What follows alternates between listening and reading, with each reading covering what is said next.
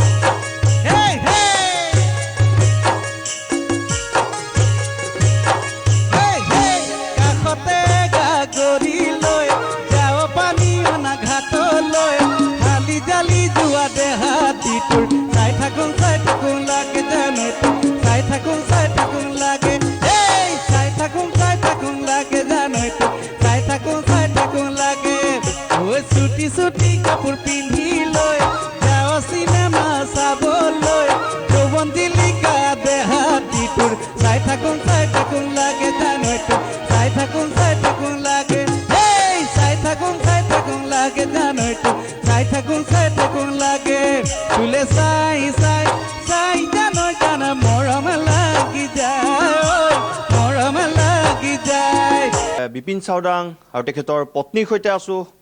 তেওঁলোকৰ আচলতে এটা প্ৰতিজন শিল্পীৰে ব্যক্তিগত জীৱন থাকে সেই জীৱনৰ বিষয়ে আমি কথা পাতিবলৈ আজি তেখেতৰ বাসগৃহত আহি উপস্থিত হৈছোঁ বিপিন আৰু আপোনাৰ পত্নী হয়তো ৰাইজে জানিব বিচাৰিব বিপিন চাওডাং জনপ্ৰিয় শিল্পী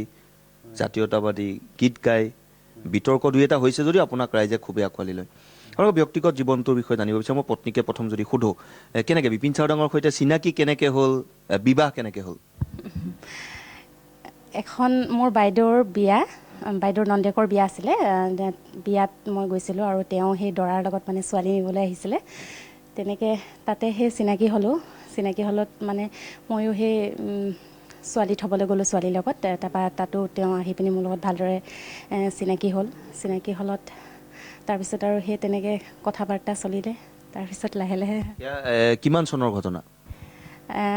2003 মানুহজন খুব গহীন মানে দেখাত নালাগে যে মানুহজন প্ৰেমতো পৰিব পাৰে গানবোৰ যেনেকুৱা লিখে পত্নীৰ দৃষ্টিত কেনেকুৱা তেওঁ এজন আচলতে দুৰ্দান্ত প্ৰেমিক হয় কি কৈছিল তেতিয়া আপোনাক কি কৈছিল ইয়াৰ পূৰ্বে তেনেকৈ ধৰক আমাৰ ফোনত কথা বাৰ্তা হৈ থাকে তাৰপিছত তেতিয়া মই ক'লোঁ আচলতে এনেকৈ